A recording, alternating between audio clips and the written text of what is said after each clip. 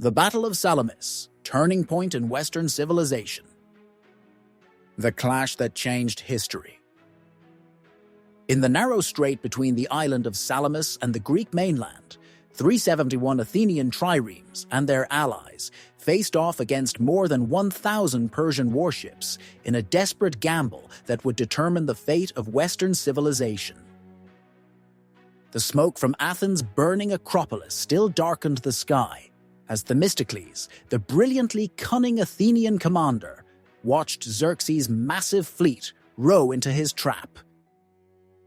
This wasn't merely a battle for territory, it was a clash between East and West, between imperial autocracy and the fragile experiment of democracy. Had the Greeks fled or faltered on that September day in 480 BCE, our world might have developed without the gifts of Athenian democracy, philosophy, drama, and art that form the bedrock of Western thought.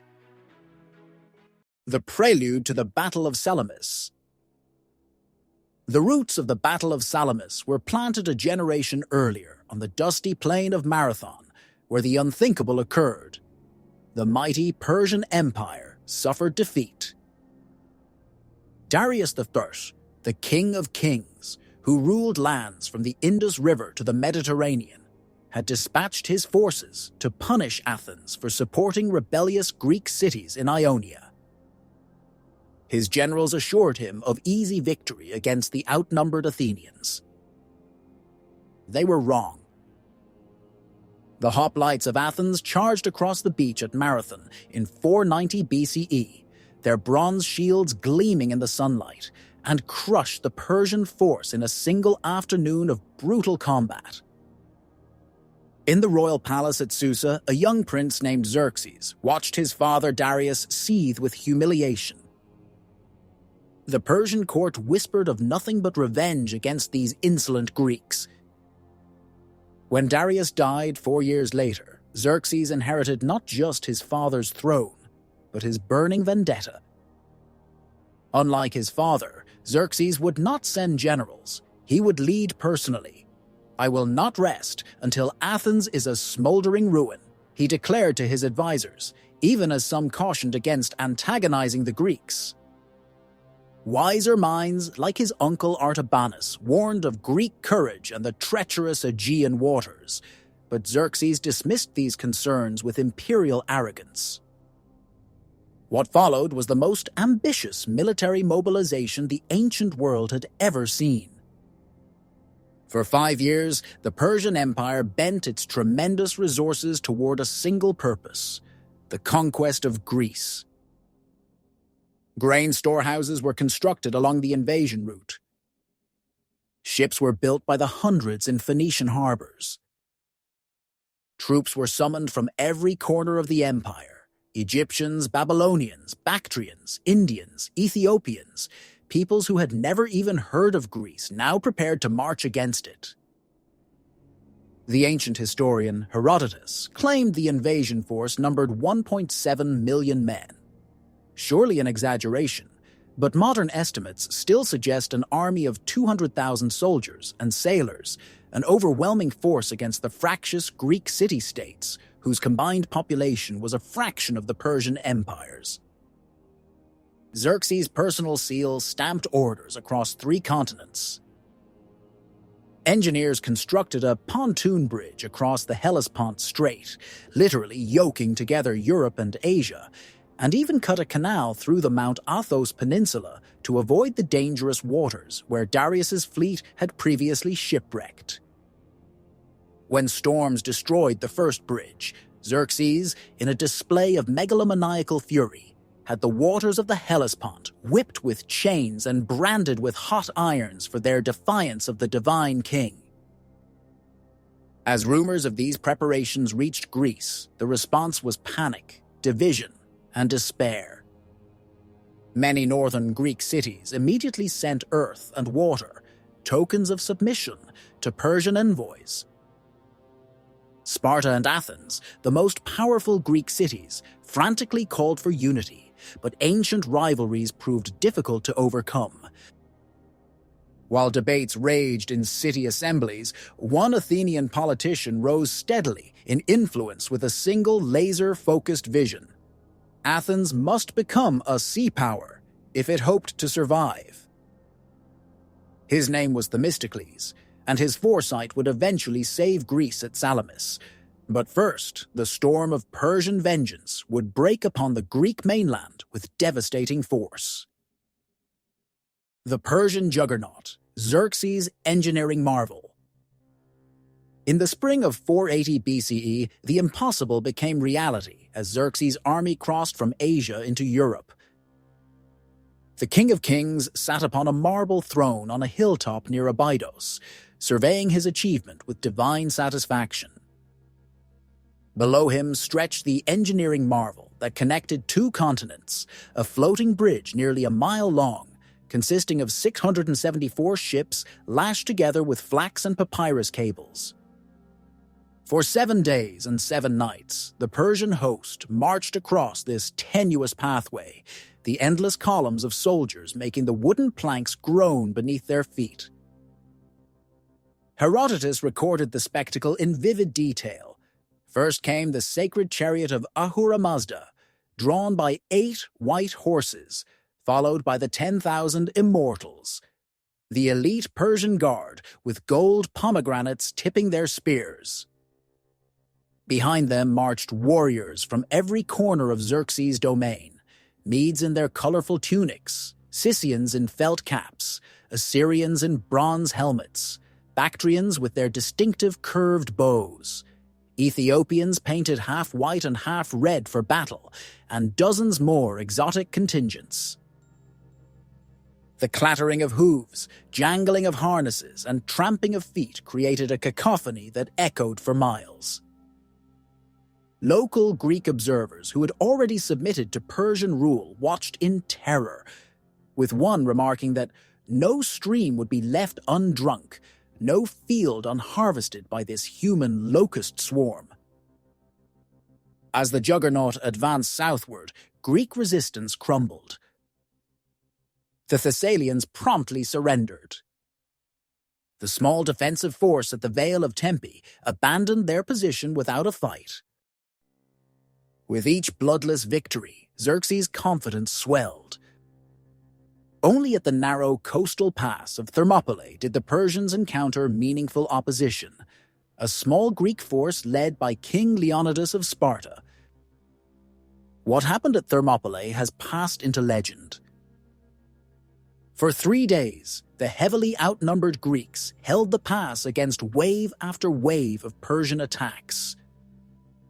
The narrow terrain neutralized Xerxes' numerical advantage as his troops were forced to advance through a bottleneck where Greek spears and superior armor gave them the edge in close combat. Xerxes, watching from his golden throne, reportedly leapt to his feet 3 times in rage as his best troops were repulsed. But a local shepherd named Ephialtes, tempted by Persian gold, revealed a mountain path that allowed Xerxes' forces to outflank the Greek position. Rather than retreat with the main Greek army, Leonidas and his 300 Spartans, along with 700 Thespians and 400 Thebans who refused to abandon them, remained to buy time for the others to escape. The final stand of the Spartans became one of history's most famous last defenses, fighting until their spears shattered, then their swords broke, and finally with bare hands and teeth as Persian arrows blotted out the sun. With Thermopylae fallen, central Greece lay exposed. The Persian fleet, which had shadowed the army down the coast, sailed unopposed into the Gulf of Malice. Athens now stood directly in the path of Xerxes' revenge. The Athenians faced an impossible choice: stand and fight against overwhelming odds or abandon their beloved city to the invaders. In this desperate hour, all eyes turned to the man who had long warned of this day and had spent years preparing for it. Themistocles, whose Gambit at Salamis would either save Greek civilization or hasten its demise. Themistocles, the visionary leader of Athenian victory, Long before Persian sandals touched Greek soil, one man had been preparing for this moment. Themistocles was not born to privilege, the son of Neocles, a man of modest means and a non-Athenian mother. Yet he possessed a combination of political cunning and strategic vision that set him apart in Athens' rough and tumble democracy. As a young man watching the Athenian victory celebration after Marathon, he reportedly remained sleepless at night, telling friends that Miltiades' trophy won't let me sleep, already understanding that Marathon was merely the opening skirmish in a longer conflict. Unlike the aristocratic leaders who dominated Athenian politics, Themistocles rose through sheer force of personality and intellect.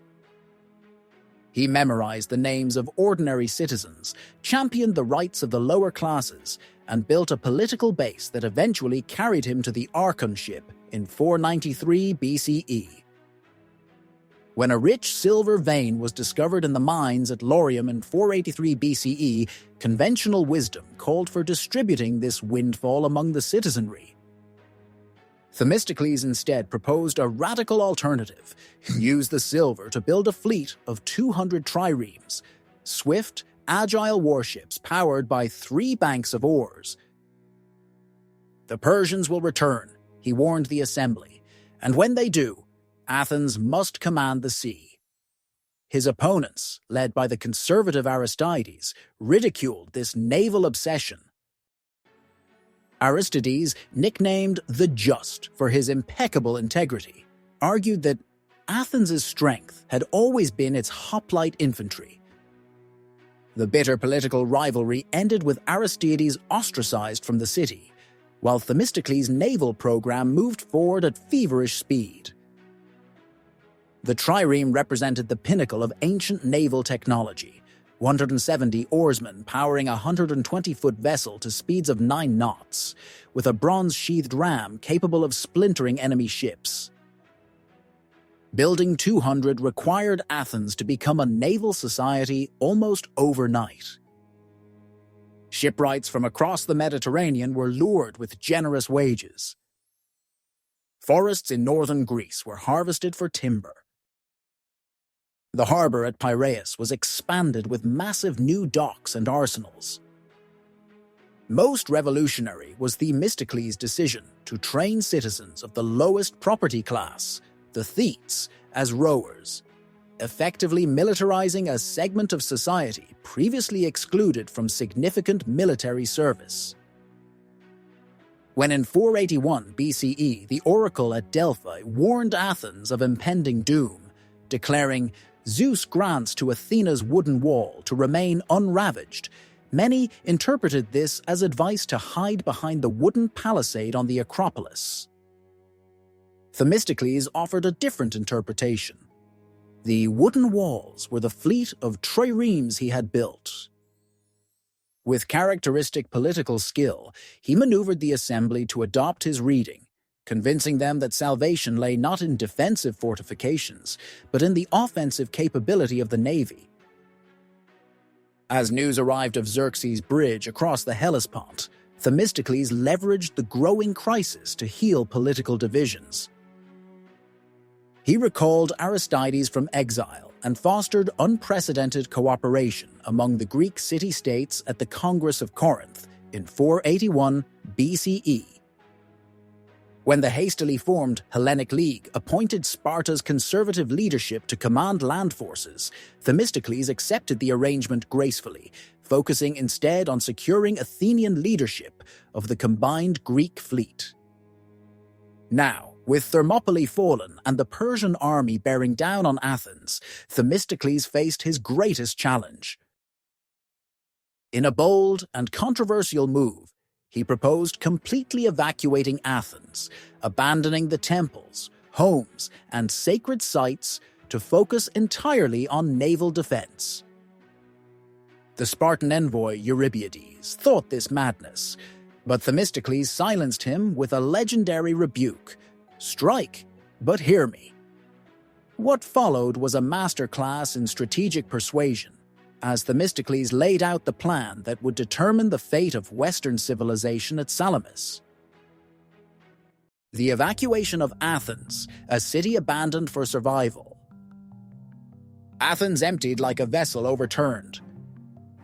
The unprecedented evacuation order, inscribed on the stone tablets and read aloud in the agora, stunned the population. All citizens, women, children, and slaves were to abandon their ancestral city. Only essential military personnel would remain. The decree, proposed by Themistocles and reluctantly endorsed by the assembly, offered one clear directive: every Athenian who could wield an oar would serve aboard the fleet, while the rest would seek refuge on Salamis, Aegina, and Troezen. The streets filled with families gathering what possessions they could carry. Temple priests carefully wrapped sacred objects for transport. Wealthy citizens buried treasures they couldn't take. The air rang with lamentations as women performed farewell rituals at family tombs they might never see again. The most heart-wrenching scenes occurred at the harbor, where families separated, men to the warships, women and children to exile. Plutarch later recorded that even domestic animals evoked tears as dogs howled and ran alongside their departing masters. The Areopagus, Athens' ancient council of former archons, emptied the treasury to fund the evacuation, providing 3 obols daily to each refugee. In an unprecedented gesture, they even granted citizenship to all slaves who would row in the fleet, a desperate measure that instantly transformed thousands of human property into stakeholders in Athens' survival. At the Piraeus harbor, elderly shipwrights worked alongside young boys to prepare the fleet, while women sewed extra sails and wove rope from whatever fibers remained. Cimon, son of the hero of Marathon, led a solemn procession up the sacred way to the Acropolis. In a powerful symbolic gesture, he and other young aristocrats hung their bridles on the temple walls, a declaration that Athens now staked its future not on cavalry or hoplites, but on sea power. Meanwhile, a cadre of elderly men, too old for naval service but unwilling to flee, barricaded themselves on the Acropolis, determined to defend Athens' most sacred ground to the last. On the final day before the Persian arrival, the harbor presented an extraordinary spectacle. 200 Athenian triremes lined in battle formation, each ship packed with citizen rowers who had, until recently, been farmers, potters, and shopkeepers. Aboard his flagship, Themistocles performed sacrifices to Poseidon, while musicians played aulos flutes to maintain the rowers' rhythm during the short journey to Salamis. As the fleet departed, they could already see dust clouds on the northern horizon, the vanguard of Xerxes' army. The Persian occupation that followed was swift and brutal. Scouts reported finding only a handful of defenders on the Acropolis, who rained arrows down upon the first Persian troops to approach. For several days, the invaders probed for weaknesses in the ancient citadel's defenses, before discovering an unguarded cliffside path. The defenders fought to the last man, some leaping to their deaths rather than surrender. The Persians put the sacred precinct to the torch, with Xerxes personally directing the destruction of the old temple of Athena, divine retribution for Athens' involvement in the burning of Sardis during the Ionian Revolt years earlier. From Salamis, Athenian refugees watched their city burn, the smoke rising like a funeral pyre against the azure Attic sky. The flames were visible for miles, an intentional psychological weapon meant to break Greek morale. Yet rather than crushing the Athenian spirit, the sight hardened their resolve. As one refugee reportedly told her children, "Remember this day. Remember what they took from us, that we may take more from them in return." In the strait between Salamis and the mainland, the allied Greek fleet now assembled, a force of 371 triremes, of which 180 were Athenian. Here, in the shadow of their burning city, Themistocles would need to overcome not just Persian naval superiority, but also the disunity and fear threatening to unravel the Greek alliance from within. As night fell on the evacuated Athens, the Greek commanders gathered for what would become one of history's most contentious and consequential war councils. The naval trap at Salamis. The Greek war council aboard Eurybiades' flagship dissolved into chaos. Corinthian Admiral Adeimantus slammed his fist on the wooden table, shouting that fighting at Salamis meant certain death. Spartan commander Eurybiades, the nominal leader of the allied fleet, leaned toward withdrawal to the Isthmus of Corinth, where they could coordinate with land forces. As the debate raged, Themistocles sat uncharacteristically silent, his eyes calculating distances across the narrow strait visible through the ship's open stern. "Only a fool fights where the enemy is strongest," argued Adeimantus, unrolling a map of the Gulf. "At Artemisium, we lost ships we cannot replace. Here," he jabbed at the isthmus, "we can protect the Peloponnese and live to fight another day." Murmurs of agreement rippled through the assembled commanders. When Themistocles finally rose to speak, his voice carried none of its usual rhetorical flourish. "Fight here," he said simply, pointing to the narrow waters between Salamis and the mainland, "or there will be no Greece to defend." The Athenian outlined his strategy: lure the Persian fleet into the strait where their superior numbers would become a liability. In the narrow waters, their ships would crowd and collide with one another, unable to maneuver while the more agile Greek triremes executed their battle plan. The council erupted again.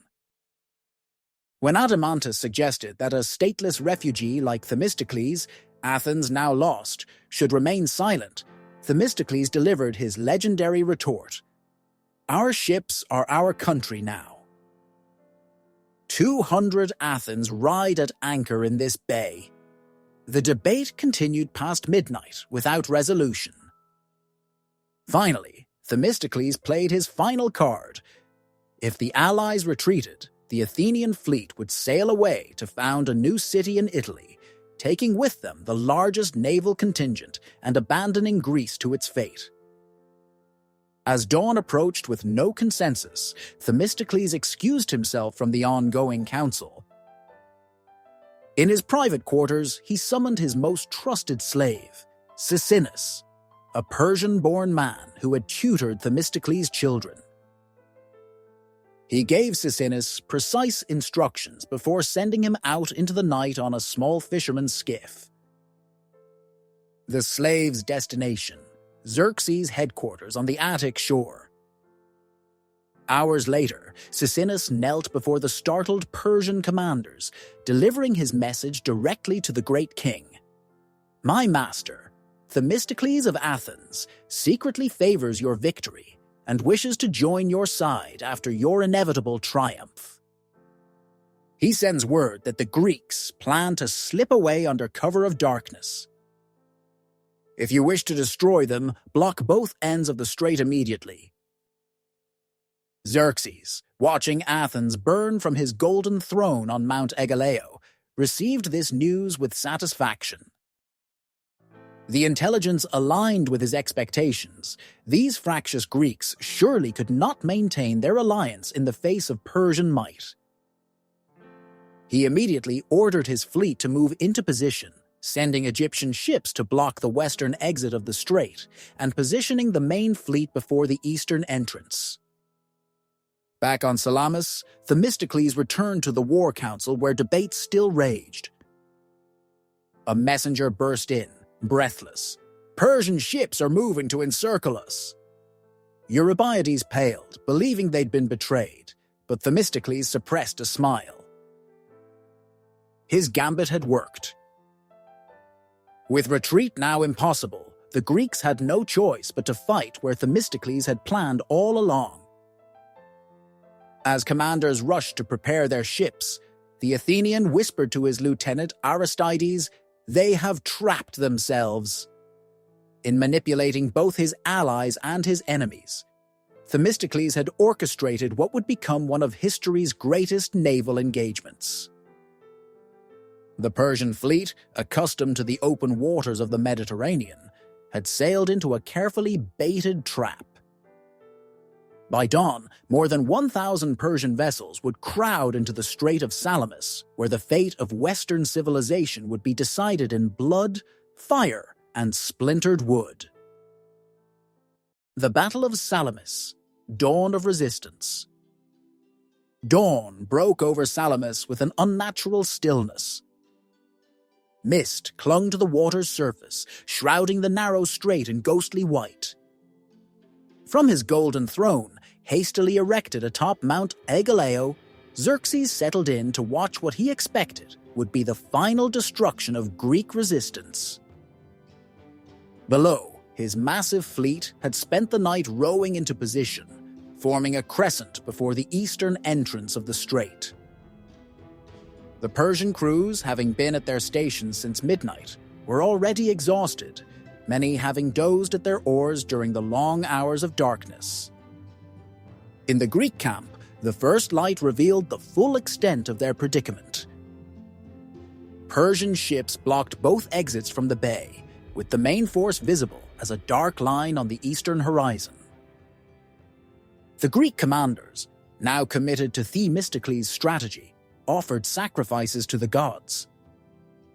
Plutarch records that 3 captured Persian nobles of royal blood were brought forward and sacrificed to Dionysus Omestes, the raw eater, at the urging of the seer Euphrantides, a grim indication of the desperate stakes.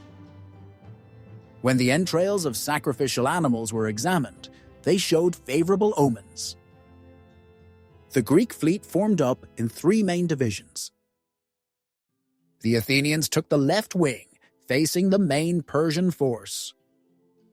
The Spartans, Corinthians, and other Peloponnesian allies held the center, while the ships from Aegina and Megara formed the right wing against the Egyptian squadron.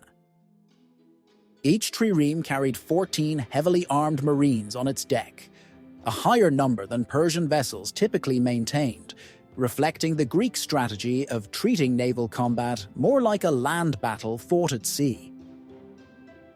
As the mist burned away, under the strengthening sun, a peculiar phenomenon occurred.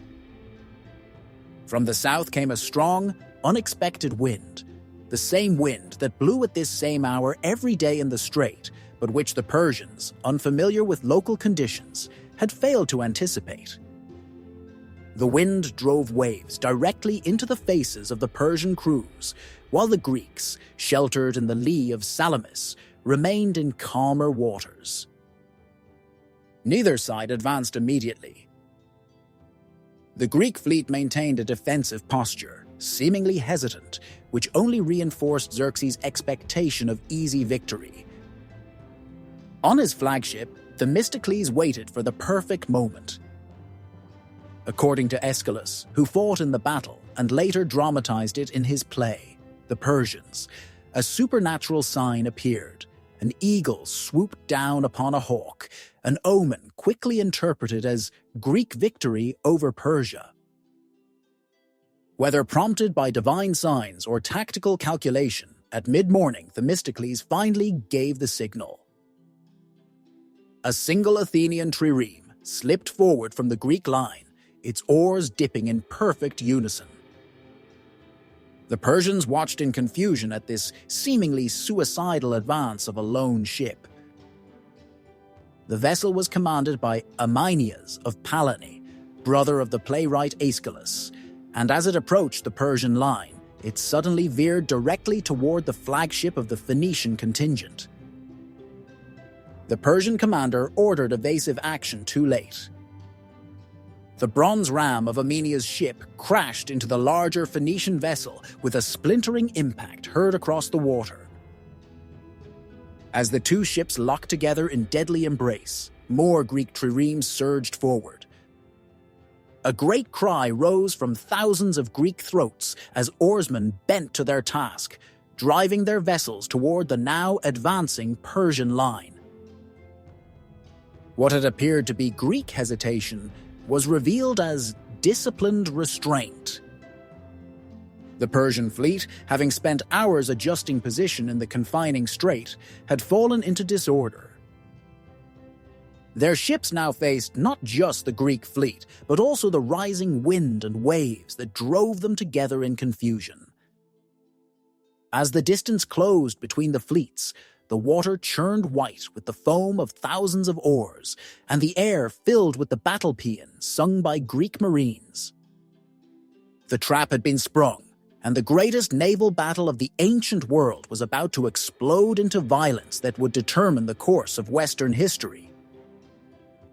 Clash of Triremes, a battle of chaos and strategy. The first collision sent shockwaves through both vessels. Wood splintered, men screamed, and the distinct bronze-on-wood crunch of ram-piercing hull echoed across the water. Greek and Persian marines scrambled for footing on tilting decks, hurling javelins across narrowing gaps between ships. Within minutes, the ordered battle lines dissolved into dozens of vicious ship-to-ship confrontations. The Persian advantage in numbers quickly became their greatest liability.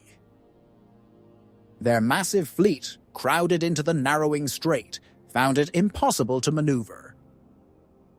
Ships attempting to turn found themselves colliding with friendly vessels. Oarbanks tangled and snapped. Commands shouted in Phoenician, Egyptian, and Ionian dialects created a babel of confusion. The Greek triremes, meanwhile, executed their battle tactics with precision born of endless drilling. They would backwater suddenly, causing pursuing Persian ships to overshoot, then ram them in the vulnerable stern or flank. At the center of the Persian line, a magnificent vessel with purple sails drew attention, the ship of Artemisia, Queen of Halicarnassus. Though a Greek by birth, she commanded 5 ships in Xerxes' fleet, and the great king considered her one of his most competent commanders. As her ship became surrounded by Athenian triremes, Artemisia executed a desperate maneuver. With Greek vessels closing in, she deliberately rammed a friendly Persian ship, sinking it instantly. The Athenians, believing she had switched sides, broke off their attack. From his vantage point on Mount Egaleo, Xerxes reportedly exclaimed, "My men have become women, and my women men." Aboard his flagship, Themistocles directed the Athenian squadron with calculated ferocity. When a Persian vessel approached for boarding, he ordered his helmsman to swing hard about, shearing off the enemy's oarbank before ramming it amidships. Greek marines leapt aboard the crippled Persian ship, led by a soldier named Lycomedes, who captured its ornamental standard.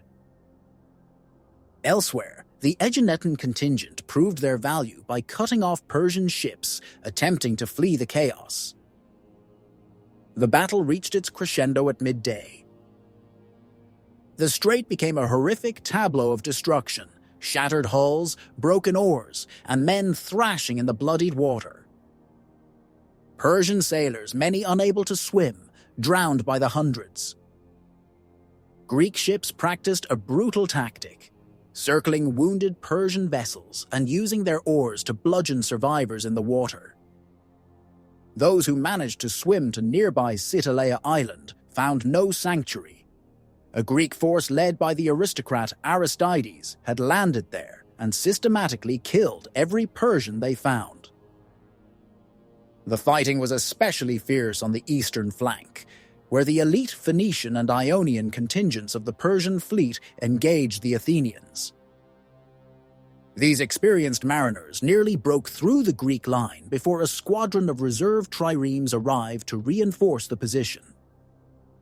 An Athenian captain named Aminius distinguished himself by sinking 3 enemy vessels in quick succession, becoming the most successful commander of the day. As the afternoon wore on, the Persian formations disintegrated. Seeing the battle was lost, captains from the rear ranks began to retreat, causing further collisions in the congested strait. From his throne, Xerxes watched in mounting horror as his grand fleet, the largest naval force ever assembled, fell apart in confused rout. He reportedly tore his robes in anguish, especially when his brother Oreabignus, the fleet's admiral, was killed in action. By sunset, the Strait of Salamis had become a graveyard of Persian sea power. Over 200 Persian ships lay destroyed or captured, compared to around 40 Greek losses. Thousands of Persian sailors and marines drowned or were killed in the fighting. Those who survived retreated to the safety of Phaleron Beach, where Xerxes' army maintained control. As darkness fell, Greek sailors returned to Salamis in triumph, towing captured Persian vessels as prizes of war. The impossible victory had been achieved, and as night shrouded the blood-stained waters, Xerxes faced the unthinkable prospect that his grand invasion, years in planning and unprecedented in scale, might ultimately fail. Xerxes' fury, the aftermath of naval defeat. Xerxes paced his royal pavilion in a state of barely contained fury. His admirals knelt before him, heads bowed, awaiting judgment for their catastrophic failure. Outside, the remnants of his once magnificent fleet limped into the harbor at Phaleron, shattered vessels being dragged by those still seaworthy. The King of Kings stared at the reports spread before him. Over 200 ships lost, thousands of his best sailors and marines dead, and worst of all, his aura of invincibility shattered. Within hours, he made a fateful decision that would alter the course of the campaign. He would return to Persia. The great king's retreat was disguised as strategic redeployment.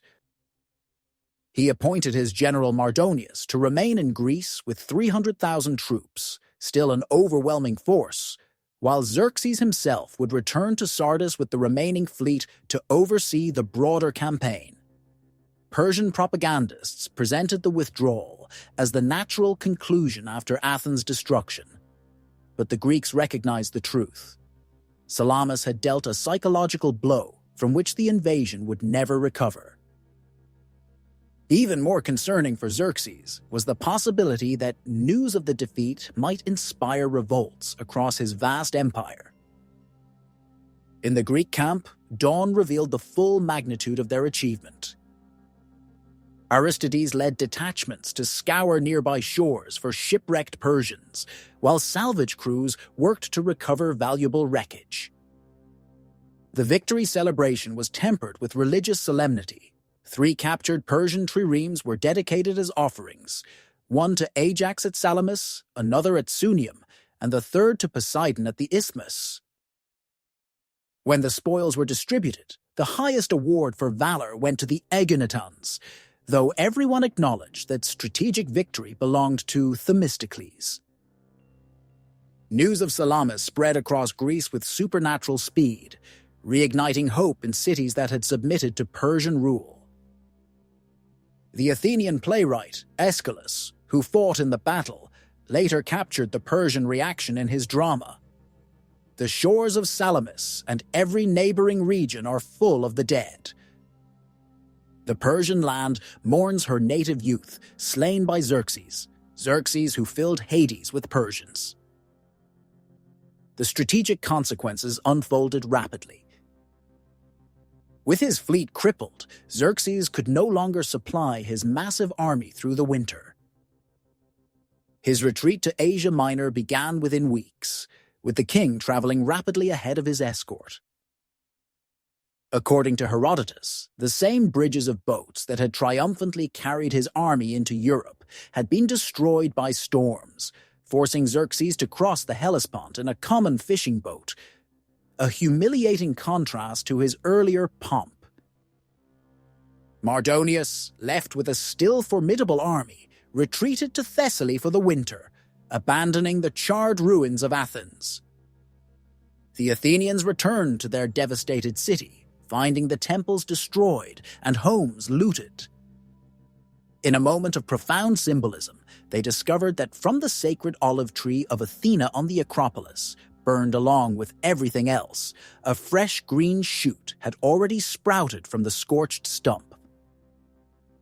Through the winter of 480–479 BCE, Persian diplomacy attempted to divide the Greek alliance. Mardonius sent Alexander I of Macedon as an envoy to offer the Athenians generous terms, autonomy, Persian friendship, and funds to rebuild their city, if they would abandon the coalition.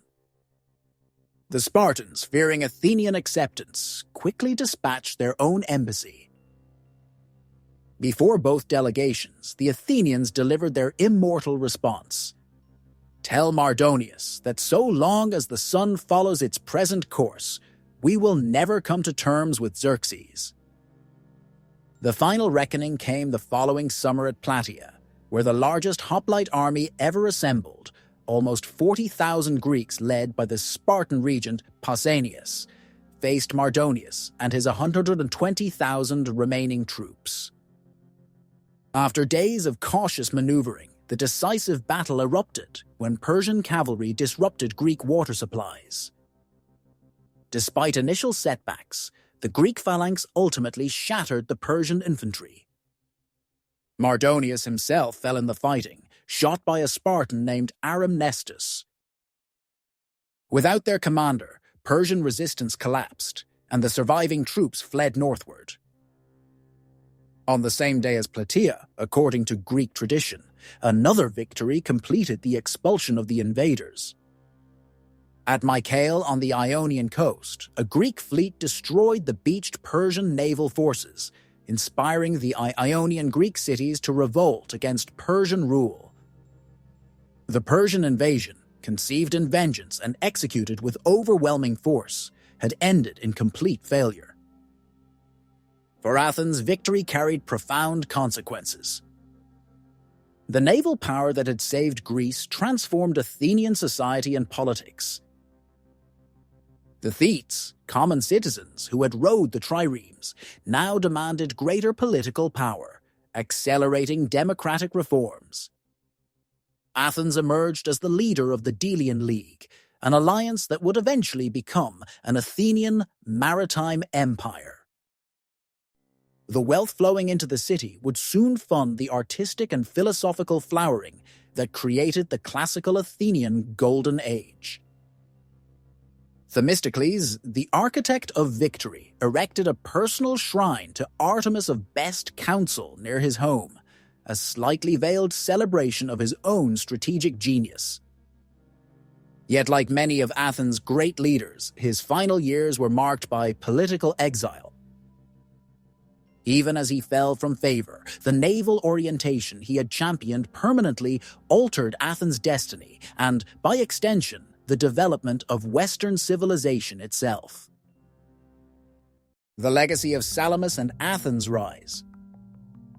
The sea spray had long dried on the beaches of Salamis when the full significance of what transpired there began to emerge. In the decades following the Persian Wars, Athens transformed from a middling Greek polis into the cultural and imperial center of the Mediterranean world. The Parthenon rose from the ashes of the Acropolis, funded by the silver of allied tributes and built by the hands of citizens who had once pulled oars to save their city. In its frieze, subtle references to Salamis reminded viewers that Athens' golden age was purchased with Persian blood. More profound than marble and gold was the intellectual revolution that flourished in victory's wake. The democratic experiment, nearly snuffed out by Persian autocracy, accelerated as the common men who had rowed at Salamis demanded greater political rights. Aeschylus, Sophocles, and later Euripides transformed Greek drama, processing the trauma and triumph of the Persian Wars through theatrical innovations. Herodotus invented the discipline of history, largely to document and understand the miracle of Greek resistance. Pericles, in his famous funeral oration recorded by Thucydides, explicitly connected Athenian democratic values to their finest hour at Salamis. "We throw open our city to the world, and never exclude foreigners from any opportunity. We cultivate refinement without extravagance and knowledge without effeminacy. Wealth we employ more for use than for show." The battle's impact extended far beyond Greece. Persian imperial ambitions in Europe effectively ended, forcing the empire to look eastward instead. The psychological impact on Persian leadership was so profound that for centuries afterwards, Persian military strategy showed marked hesitation toward major naval engagements. Greek military prestige soared, laying foundations for Alexander the Great's later conquest of Persia itself, an ironic reversal accomplished by a Macedonian king who consciously styled himself as the avenger of Xerxes' sacrilege. Naval warfare itself evolved dramatically in Salamis' aftermath. The Trireme, proven decisively at Salamis, remained the dominant Mediterranean warship for over a century. Athens maintained a fleet of 300 ships, transforming naval power from a luxury into a necessity for any state with Mediterranean ambitions. The tactical lessons of Salamis, the importance of maneuver over boarding, the advantage of professional crews, the strategic value of choosing favorable battle locations, became foundational principles of naval warfare that would be studied by admirals for millennia. Perhaps most significantly, Salamis preserved a unique cultural experiment at a crucial moment in its development. Had Athens fallen permanently in 480 BCE, the radical democracy that would produce Socrates, Plato, and Aristotle might never have matured. The scientific inquiry of Hippocrates and later Greek physicians could have been stillborn. The architectural and artistic innovations that would influence Rome and, through Rome, the entire Western tradition, might have remained unrealized dreams. When the Athenian statesman Pericles later declared, "We are the school of Hellas," he spoke from the vantage point of a civilization that had nearly been extinguished. The wooden ships that Themistocles had insisted upon building, the wooden walls prophesied by the oracle, had not only saved Athens but had preserved the intellectual seedbed from which Western civilization would grow. Democracy, philosophy, drama, architecture, mathematics, medicine, all would develop along different lines had the waters of Salamis not run red with Persian blood on that September day in 480 BCE. 2.5 millennia later, the legacy of Salamis remains embedded in our modern world. Every democratic election, every scientific inquiry unfettered by religious dogma, every theatrical performance that critiques political power, each bears the invisible imprint of that desperate naval battle. In saving themselves, the Greeks of Salamis unknowingly preserved ideas and values that would outlast their own civilization and fundamentally shape the world we inhabit today.